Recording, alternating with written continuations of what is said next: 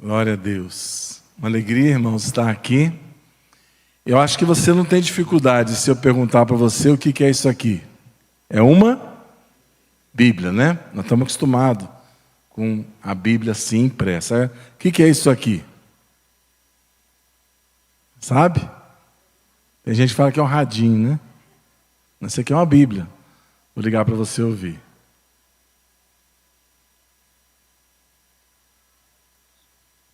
Gênesis, capítulo 2. Assim terminou a criação do céu e da terra e de tudo o que há neles. Essa aqui é uma Bíblia, ela tem de Gênesis e até Apocalipse, a Bíblia completa, lá pertinho do coração. Estou querendo que ela entre para dentro, para esconder a palavra no coração, para não pecar contra o Senhor. Quem fez o treinamento esse final de semana, quem fez o treinamento está aqui. Irmão São Valente, hein? Glória a Deus. Eles fizeram o treinamento e porque estão se comprometendo a levar adiante o movimento, eles têm um desse. Era para estar pendurado no pescoço, viu? Se esqueceu, vai acostumando. Só tira para tomar banho, tá bom? E eu espero que em breve, nós já marcamos a data em outubro, você venha para o treinamento que nós vamos ter, porque a ideia é que todos sejam treinados. Você também receba um desse, esteja engajado no movimento A Fé Vem Pelo Ouvir, e possa não só ouvir, mas levar outros a ouvir e a obedecer. O texto que eu escolhi hoje para ministrar aos irmãos está em Mateus, o Sermão da Montanha, né? Antes naquela região ali. Só que antes desse texto, que é uma oração, eu queria que os irmãos abrissem uma oração também no Velho Testamento, como introdução, antes de irmos para a oração do Novo. Vamos ver essa oração do Velho no Salmo 67. Não vou pregar nele, mas vou fazer uma introdução usando o Salmo 67. Salmo 67, ele começa dizendo, acho que é uma oração que todos nós, essa geração, ama fazer, e é boa essa oração, que é assim: que Deus seja misericordioso e nos abençoe. Que a luz do seu rosto brilhe sobre nós. Amém?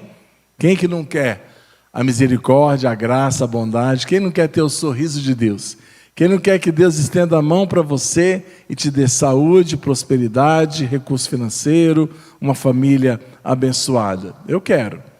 E Deus também quer. É propósito dele estender a mão sobre nós e nos abençoar. Agora, a grande questão é que essa não é a finalidade. A finalidade está no versículo 2. Eu quero que você leia atentamente comigo. Que Deus faça isso, seja misericordioso, nos abençoe, que seu rosto brilhe sobre nós. Para quê? Para que... muito bom aquela versão. Para que se conheça na terra o teu caminho, e em todas as nações a tua salvação. Gostei. Leiam junto comigo. Para que se conheça na terra o teu caminho e em todas as nações a tua salvação. Deus tem um único objetivo. Quando ele escolheu Abraão, abençoou Abraão, foi para que em ti sejam benditas todas as famílias da terra. Quando ele escolheu a igreja e abençoou a igreja, assim como ele abençoou o povo judeu, assim como ele abençoou a igreja, tem um objetivo: para que ele, o caminho dele, o nome dele, seja conhecido em todas as nações da terra.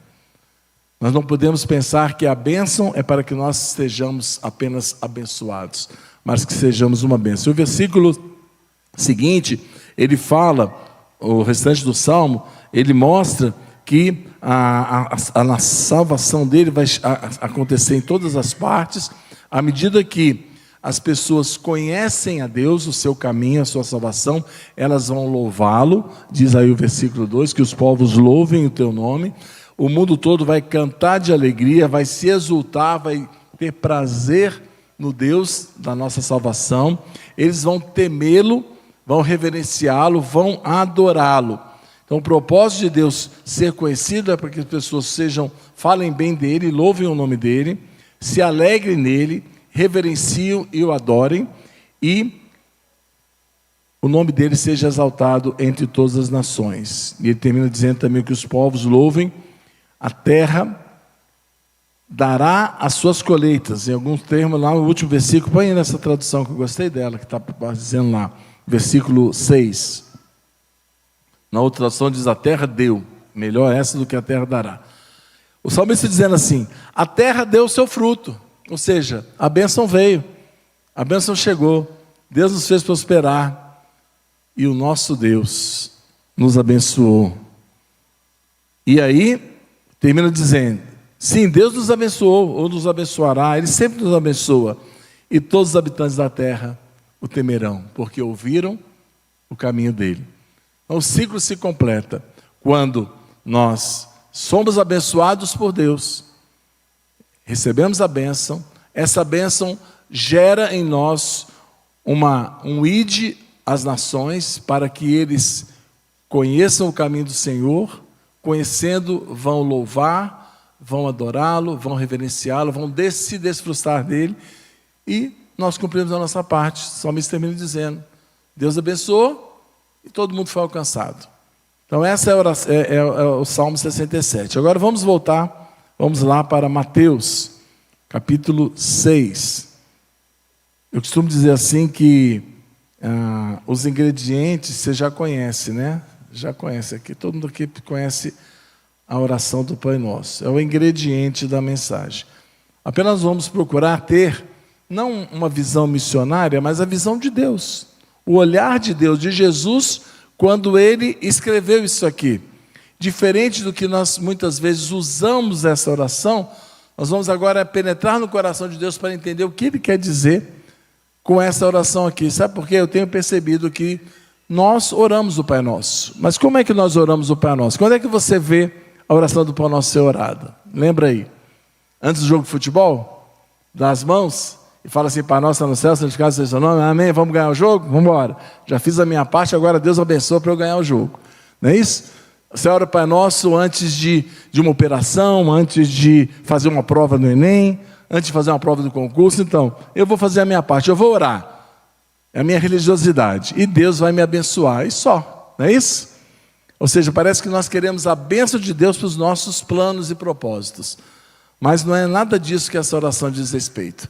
Essa oração, ela fala de, em vez de trazer Deus para abençoar os nossos planos, fala de nós entrarmos no coração de Deus e entender o que Ele quer, o propósito dele, ou seja, em Deus trazer Deus para a terra, para Ele resolver os nossos problemas, nós é que vamos nos elevar até Deus para reinar com Ele e fazer a vontade dEle, cooperar com Ele no plano eterno dEle. Estão me entendendo?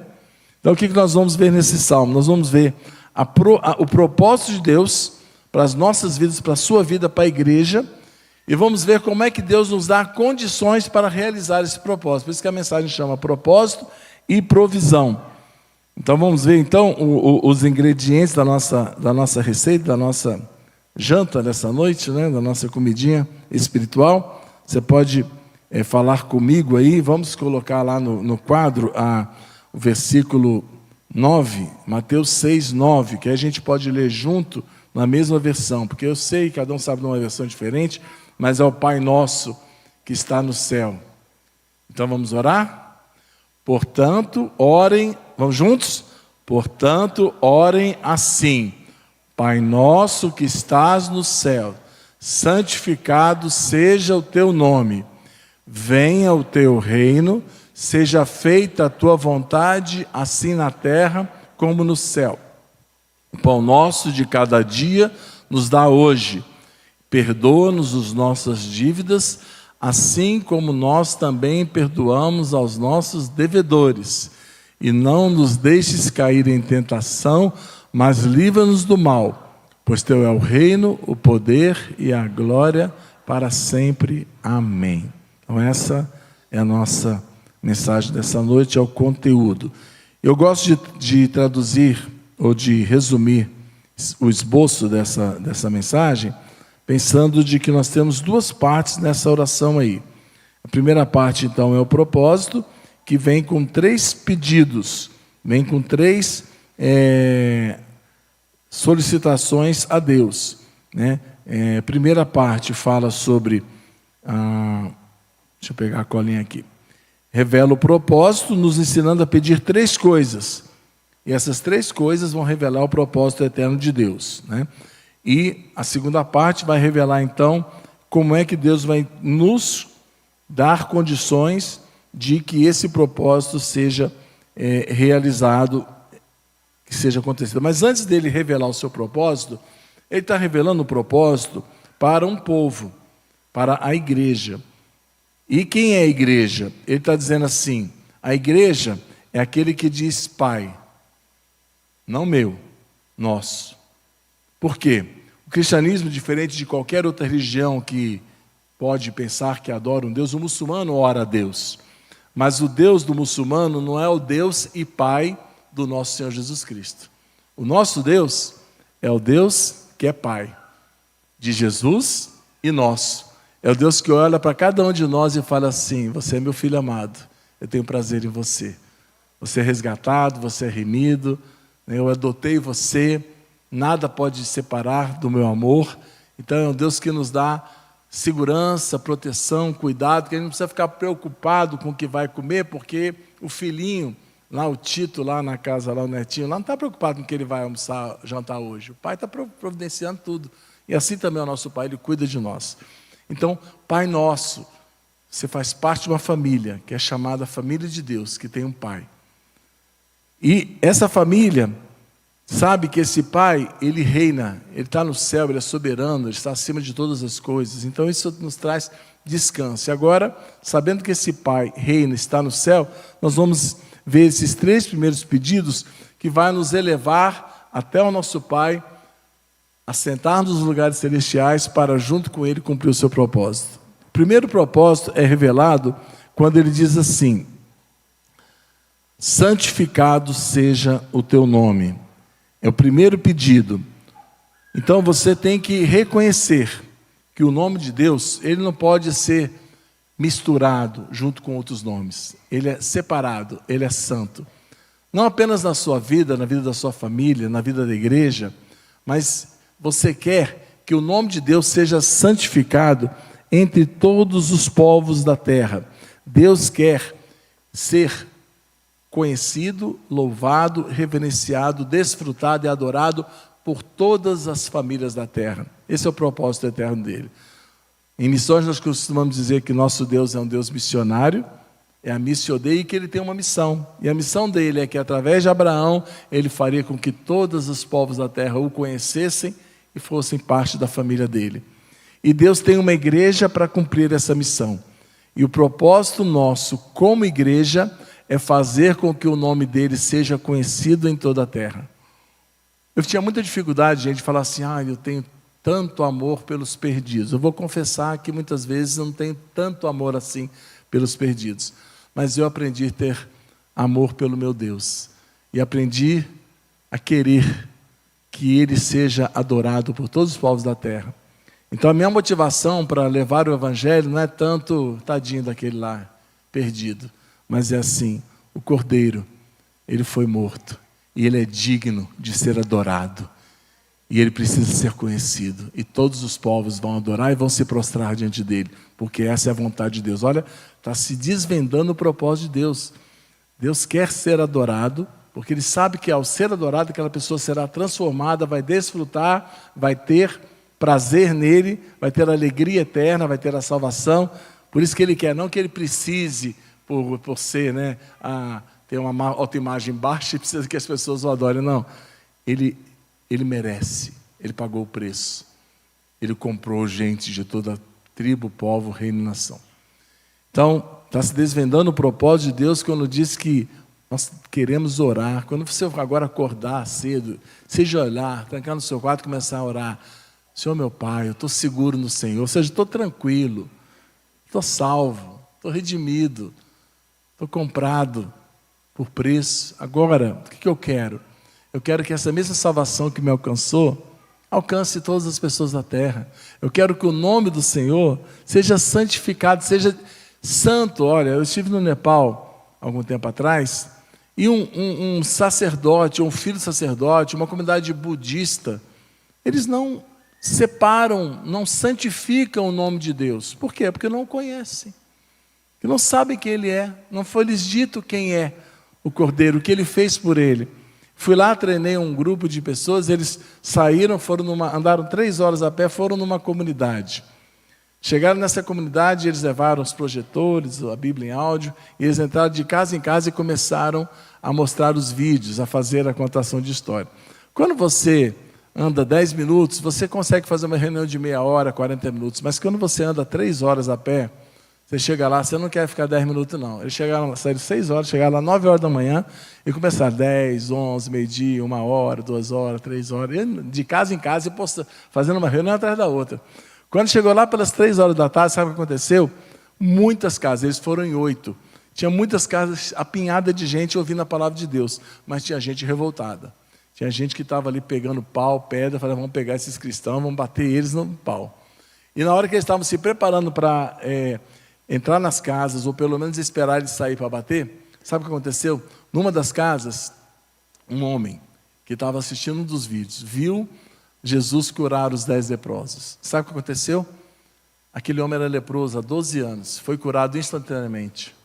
E ele saiu pulando pelo povoado, gritando, estou curado, estou curado. E o povo que estava querendo lá invadir para bater no pessoal, o que aconteceu? Olha, eu estava vendo um Jesus e ele me curou. Jesus não dividiu a glória dele com ninguém, não foi um pregador que foi lá, foi Jesus lá no vídeo e o cara saiu curado. Sabe o que aconteceu?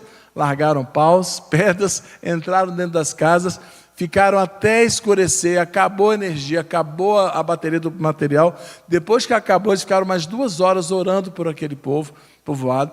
Ali tem 77 famílias, naquele povoado. O líder falou assim, nós queremos que vocês voltem, nós queremos conhecer essa história toda.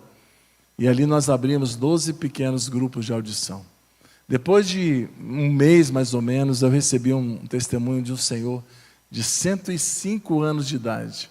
E ele falava na língua dele, nós conseguimos traduzir, legendamos, ele dizendo assim, olha, eu estou muito grato, porque eu pude viver 105 anos para saber que Deus, existe apenas um Deus, e que Ele mandou o Filho dele para morrer na cruz em meu lugar. E que agora eu vou me encontrar com Ele, eu estou pronto, porque agora eu recebi, eu sou discípulo dele, eu sou servo dele, e agora eu posso me encontrar com o meu Senhor. Gente, 105 anos, nunca havia ouvido falar do nome de Jesus. 4 meses depois, batizamos 16 pessoas naquele povoado. E ali existe, então, um grupo de discípulos de Jesus. E dessa maneira, nós temos viajado aqueles países ali, de 1 ano e meio para cá, nós conseguimos abrir 1000 pequenos grupos na Ásia. Podemos abrir milhares, irmãos. Podemos abrir milhares, se nós nos mobilizarmos. Eu costumo dizer que nós estamos muito bem na nossa inologia. Nós estamos muito bem na nossa pregação, na nossa teologia. Ide, fazei discípulos de todas as nações. Nós estamos indo? Estamos fazendo discípulos de todas as nações? Você está ensinando ele a observar tudo que Jesus ensinou e está batizando? Eu fazia isso aqui no Brasil, mas Deus me levou a começar a fazer, porque eu entendi que o propósito dele é que todos ouçam, todas as nações precisam ouvir. E nós temos condição de fazer isso. Mas sabe o que acontece? A igreja hoje vive para receber a bênção e ficar com a bênção.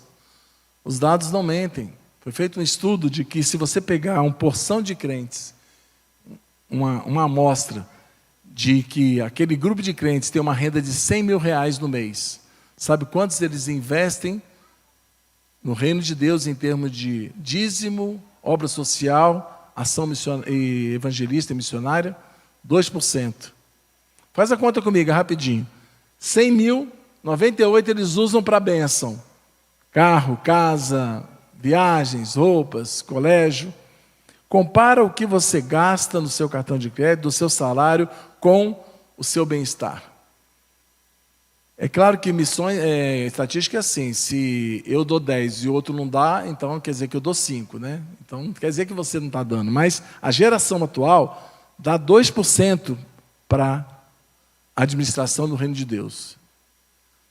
Desses 2%, que é administrado pela liderança das igrejas, missões e obras sociais, nós usamos os recursos para o funcionamento local do trabalho e são apenas investidos 6% desse valor para levar o evangelho fora da cultura. Faz a conta comigo, de 2 mil, 6% sobra quanto? 120. 120. De 100 mil sobra 120 reais para investir em missões fora da localidade. Sabe como nós investimos esses R$120? 74% onde já tem igreja, onde já tem Bíblia, onde já tem pastor, missionário, rádio, livro, tudo. 24% naqueles países onde rejeitaram o Evangelho, como culturas pós-cristãs, Portugal, Inglaterra, Alemanha, não quero Cristo. Tem Bíblia, tem igreja, estão fechando. E apenas 1% para aqueles que nunca ouviram o Evangelho. Por isso que ainda existem aí mais de 2 bilhões de pessoas sem acesso ao Evangelho, comunidades inteiras, países inteiros. A Índia, por exemplo, tem 0,1% de crente. Tem 1 e pouco por cento de cristão juntando católico. Mas crente não tem 1 para cada 1000. Por quê? Porque nós não estamos investindo em levar o Evangelho até eles. Então, se você fez as contas, nós estamos investindo de cada 100 mil que Deus coloca na nossa mão para administrar, R$1,20 para fazer com que o Evangelho chegue a quem nunca ouviu. Você não está fazendo essa oração que o seu nome seja santificado em todos os povos da terra? Ou está? Se está, essa oração não está se refletindo no seu investimento, no seu sacrifício, naquilo que você está fazendo para que o nome dele chegue. Nós cantamos, e de fazer discípulos, todas as nações. Nós falamos que todos os povos adoram. Nós falamos, vamos, toda tribo, povo, nação, vai e vai. Com você ou sem você, Deus é poderoso, Ele vai fazer a obra, Ele já decretou. Agora, ou você vai fazer parte disso, ou você vai fazer outra coisa. Alinhe-se com o propósito de Deus. Diga, santificado seja o teu nome entre todas as nações da terra. Faça como o apóstolo Paulo, sinta-se devedor do Evangelho. Enquanto houver uma pessoa que não ouviu o Evangelho, eu e você somos devedores. Nós devemos a pregação do Evangelho. Foi nos dado uma ordem, ir de pregar o Evangelho a toda criatura. Não é opcional. É mandamento. Você vai prestar conta se você está fazendo alguma coisa por isso ou não. Agora vamos avançar um pouquinho mais, senão a gente não sai daqui hoje não, né? Vamos para o segundo ponto aí, que é a segunda parte da oração, que diz assim, venha o teu reino. Porque quando nós avançamos, temos esse entendimento de que o nome de Deus precisa ser santificado entre todas as nações, nós queremos que essas pessoas conheçam o Senhor, recebam Ele como dono da vida delas, que Ele governe sobre a vida delas. Não queremos apenas que o nome seja conhecido, mas que Ele seja separado, santificado dos demais, que as pessoas se prostrem diante dEle como Senhor. Crê no Senhor Jesus Cristo e será salvo. A gente fala muito da salvação, mas temos que falar do senhorio, do governo. Nosso Senhor, Ele é Senhor, é para ser obedecido. E quando nós falamos venha o teu reino, nós queremos dizer que o Deus governe sobre a minha vida, seja o rei, eu sou súdito, eu sou obediente, eu faço a vontade dele, que já é o terceiro pedido. Quando você separa o nome de Deus como único, santo, quando você reconhece que Ele é rei, você agora vai viver debaixo da obediência do reinado dele. Você vai orar, seja feita a tua vontade. Você vai levar as pessoas a obedecer tudo aquilo que Ele ordenou. E quando nós ouvimos capítulo por capítulo do Novo Testamento, nós estamos fazendo isso. Eu sou uma pessoa que me comprometi a ouvir e obedecer a palavra, e eu estou levando outros a ouvir e obedecer tudo aquilo que Ele ordenou. Eu vou fazer isso pelo resto da vida. Então a nossa oração, o propósito de Deus, Ele quer que o nome dEle seja conhecido, adorado, louvado, nos confins da terra. Ele quer reinar sobre todos. E Ele quer ser obedecido. Então, quando você entende que o propósito eterno de Deus é que todos os povos o adorem, que as pessoas se prostrem aos seus pés, você agora vai dizer assim, eu vou me envolver nesse propósito. Eu vou me comprometer. Eu estou aqui para isso. Esse foi o meu chamado. Deus tem um propósito e tem uma igreja para cumprir o seu propósito. E a glória de Deus vai encher a terra como as águas cobrem o mar. E a glória de Deus é quando uma pessoa se prostra diante dele, adora, é transformada e reflete quem ele é. E é um espetáculo para o universo todo ver, no mundo todo, cheio daquelas luzinhas de pessoas que se prostraram ao Senhor, se renderam a Ele, estão obedecendo, e isso é a glória de Deus sendo revelada. A glória de Deus não está nos prédios que nós construímos, não está na beleza das músicas que compomos. mas está no número de pessoas que se prostram diante dele e reconhecem como rei. Agora, a segunda parte da oração, ela fala da provisão de Deus para que esse propósito seja conhecido. Pode pensar, bom, onde é que vai entrar eu aí com as minhas necessidades? Não, veja bem, o propósito é ele ser adorado. Agora, a provisão para o propósito ser cumprido está aí. Você vai fazer 3 pedidos. Dá-nos hoje o pão para esse dia, perdoa as nossas dívidas e não nos deixes cair em tentação. Então vamos entender essas 3 provisões que Deus quer que são comportamentos que nós vamos ter, que vai nos alinhar com o propósito de Deus. Primeiro comportamento, primeira provisão, fala, dá-nos o pão para esse dia. Algumas versões falam, o pão, dá-nos o pão para este dia, dá-nos o pão nosso de cada dia, nos dá hoje. Então a primeira parte, quero que você pense comigo, o que significa você todo dia pedir para Deus que Ele dê o pão? Eu vejo que não é o pão de queijo, não é a broa, não é a pizza, é o pão, ou seja, o básico, o necessário. Não é o pão meu, não estou pensando em mim, para eu ter, consagrar, usar tudo e dar as migalhas. Isso é filantropia. Crente não é filantrópico. Crente é aquele que entende que o recurso que chegou a ele vem de Deus, ele depende de Deus, e não é para ele, é nosso. Por isso que o pão é repartido. Aquilo que veio para você não é seu. Vou falar de novo. Deus não abriu mão. Ele me diz, meu é o ouro, minha é a prata, minha é a terra, sua plenitude, o mundo que nele habita. Deus não abriu mão de posse de nada. Ele coloca você para administrar o bem dele. Então você não é o dono, você é o administrador. E aquilo que chegou na sua mão não é para você administrar para o seu bem, para a sua... você está construindo o seu reino. Você está tendo segurança naquilo que você comprou. Você está acumulando tesouros na terra para se sentir seguro. Por isso você tem que guardar. E você acumula, você junta, você luta para ter uma aposentadoria, para ter casa, para ter aluguel, para ter independência financeira. Veja bem, a sua independência está no Senhor, independer do Senhor. Por isso, quando você orar o pão nosso de cada dia da hoje, você tem esse entendimento que aquilo que chega na sua mão é para o propósito de Deus, é para repartir e não é para acumular.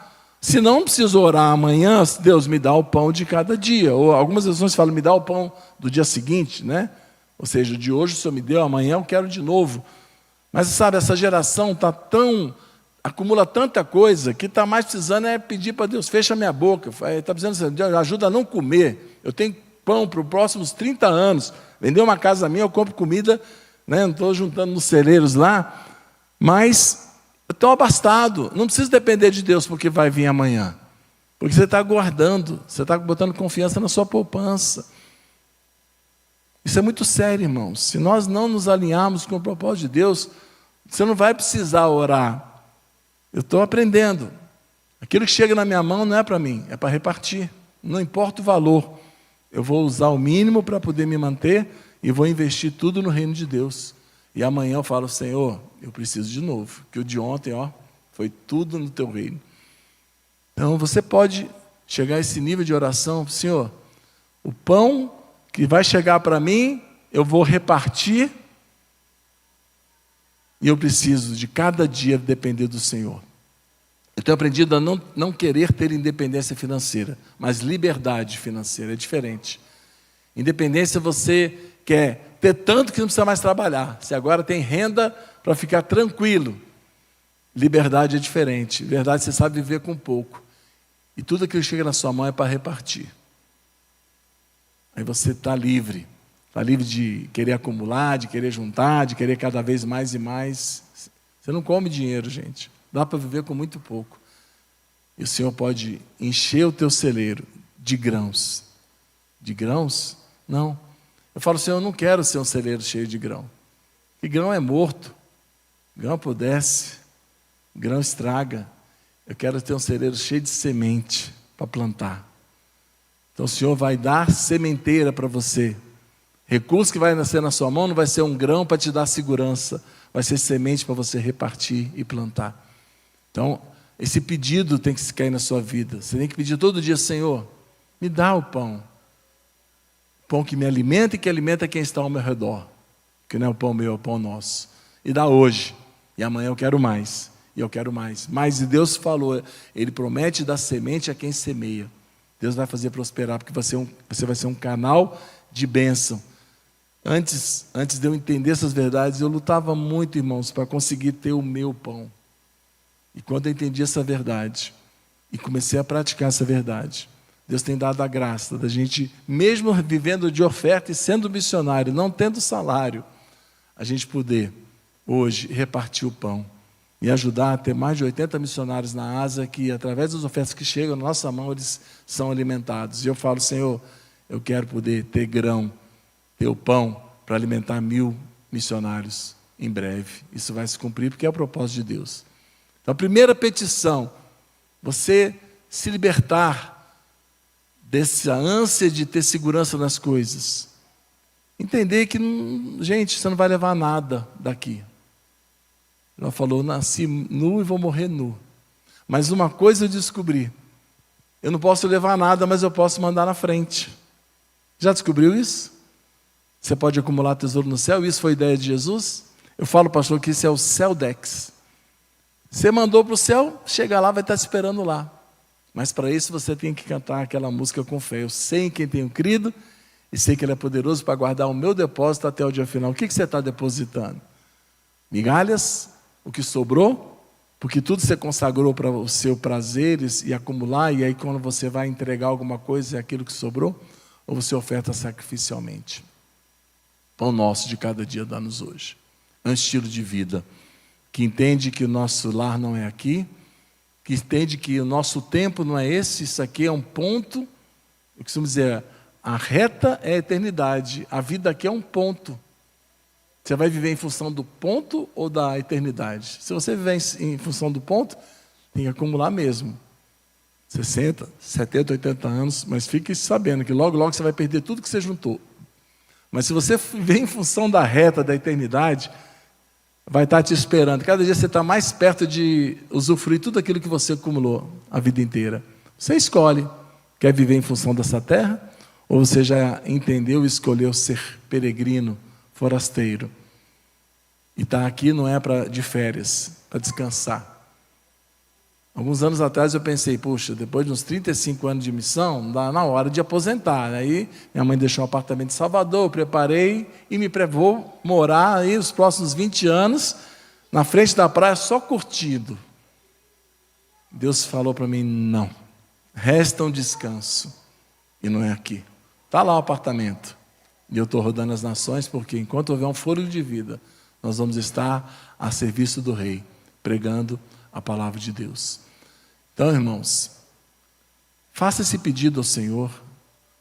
Senhor, eu quero me desapegar dos bens.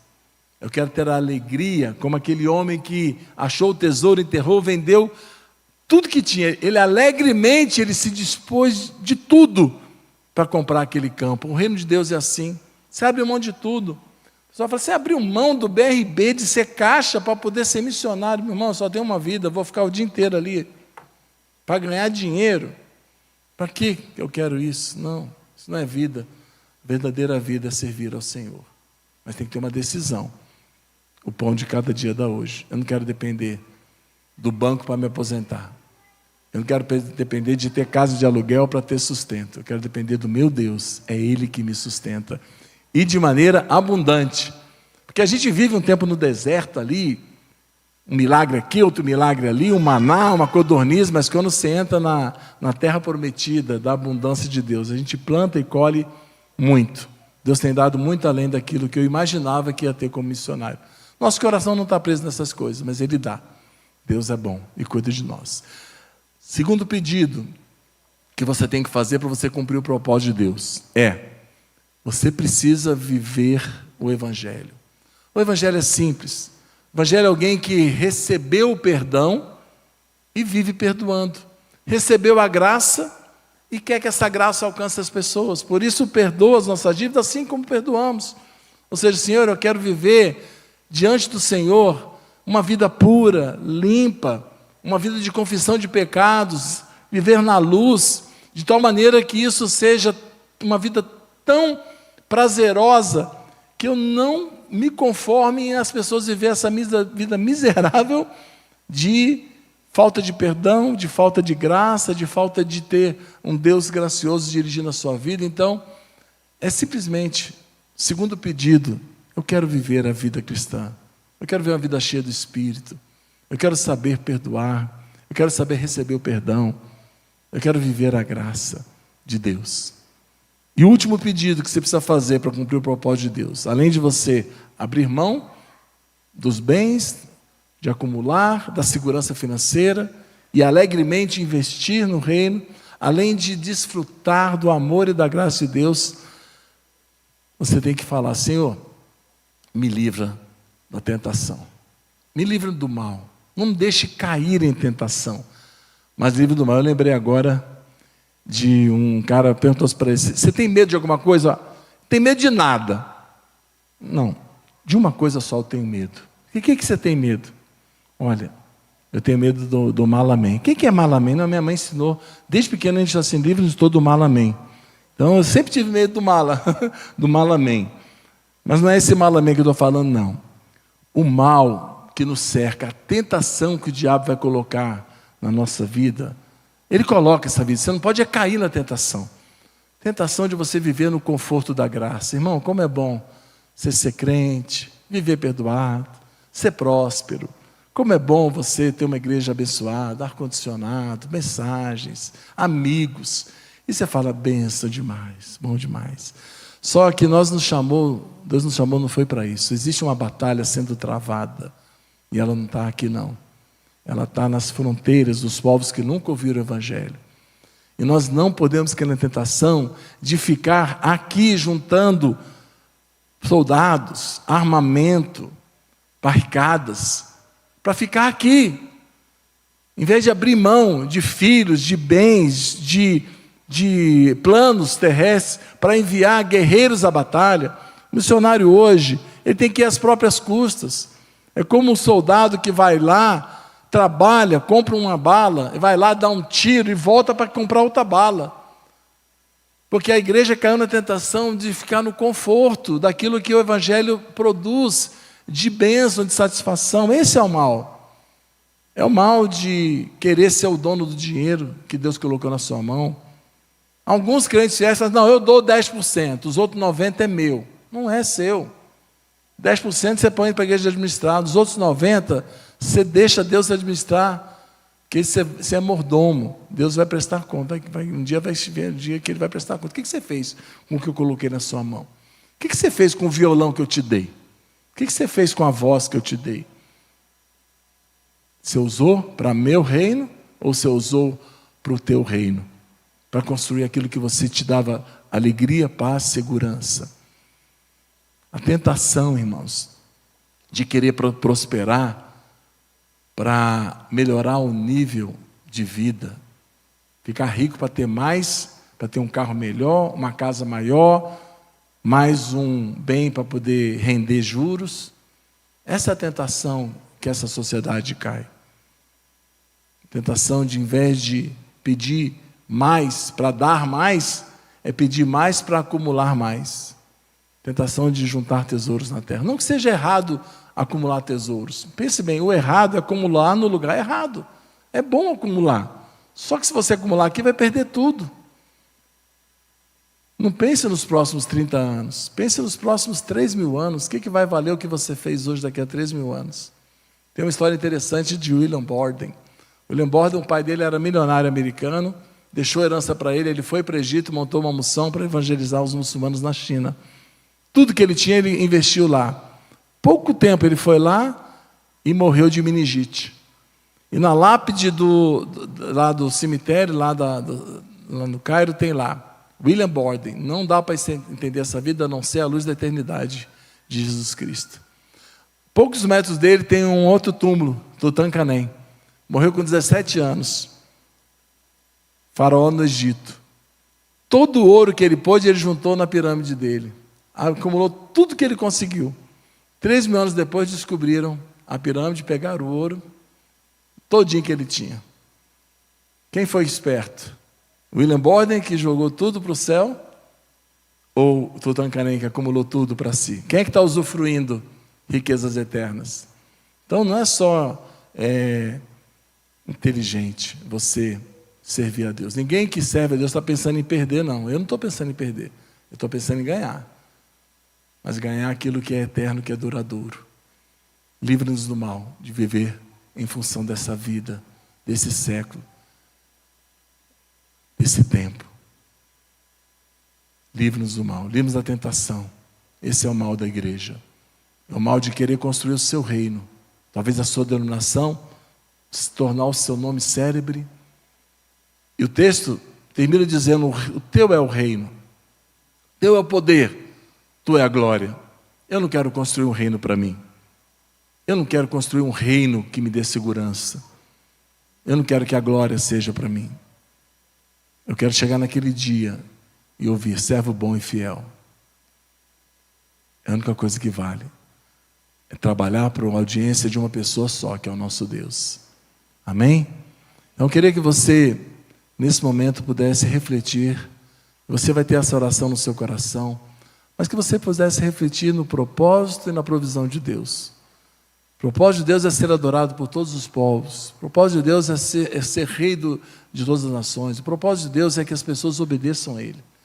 E Ele está chamando você para se alinhar nesse propósito.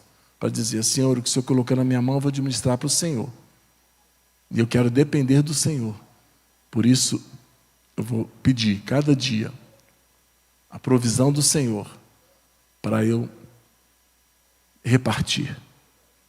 Senhor, eu quero viver na Tua presença uma vida de santidade, desfrutar do Senhor e espalhar as boas novas do Evangelho.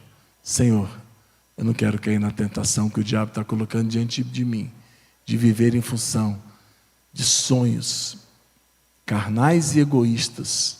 Só pensa em como vai manter segurança, só pensa no próximo carro que vai comprar. Tem coragem de morar numa casa aqui no DF, eu vejo pessoas morando numa casa que vale 1,5 milhão, ele vai gastar mais 1 milhão para ter mais um quarto. E não tem coragem de botar uma nota de 100 na hora de ofertar. Sai da igreja, gasta R$200 no lanche, mas na hora de ofertar, pega a menor notinha e dá R$20 para Deus. Não se sacrifica. Precisamos ter as marcas do sacrifício. William Carey Taylor começou o trabalho de missões modernas e disse assim: olha, eu vou descer no poço, mas eu preciso de alguém segurando as cordas. E aquele que está envolvido no reino de Deus tem as marcas na sua mão. A marca de quem está descendo, mas a marca de quem está segurando as cordas lá em cima. Quais são as marcas na sua vida de que você está se sacrificando pelo Evangelho? Fui ontem na casa de um amigo, o Dr. Gilson Santiago, e eu vi naquela vida as marcas de alguém que está se sacrificando. Ele tinha uma fazenda, vendeu, transformou tudo em igreja no Piauí. Ele podia ter um carro, 2, 3 carros do ano na garagem. Tem lá um Tucson 2016, mas mora em Taguatinga, numa casa. Mas eu fui com ele lá no Piauí durante 10 anos, em centenas de cidades lá. E uma das regiões nós fizemos um congresso e tinha cerca de 1.500 pessoas das igrejas que nós fundamos, e as pessoas eram salvas porque haviam ouvido o Evangelho, fruto daquele sacrifício que ele havia feito. E ele virou para mim, cutucou e falou assim: é muito melhor ter 1.500 cabeças de crente do que ter 1.500 cabeças de gado. Prioridade. O que vai fazer tanto gado? Muito melhor investir em vidas e ter amigos eternos. Amém?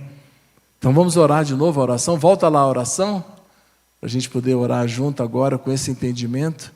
A partir de hoje, você, quando orar a oração do Pai Nosso, você vai se alinhar com aquilo que Deus quer fazer. E você vai dizer: Deus, eu quero pagar o preço para estar junto com o Senhor nessa hora. Vamos ficar de pé e vamos orar assim. Portanto, orareis assim: Pai nosso que está nos céus, santificado seja teu nome. Venha teu reino. Seja feita tua vontade, assim na terra como no céu. Pão nosso de cada dia nos dá hoje. Perdoa-nos as nossas dívidas, assim como nós também perdoamos aos nossos devedores. Não nos deixes cair em tentação, mas livra-nos do mal, pois teu é o reino, poder e a glória para sempre. Amém? Glória a Deus. Vamos orar.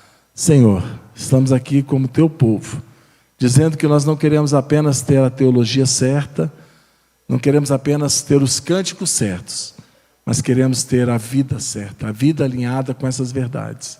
Que nós possamos, individualmente, como família e como igreja, ter as marcas de quem está alinhado contigo para levar o Evangelho a todas as nações, até que todos ouçam, e vamos pagar o preço para que esse Evangelho chegue no mundo todo, em nome de Jesus.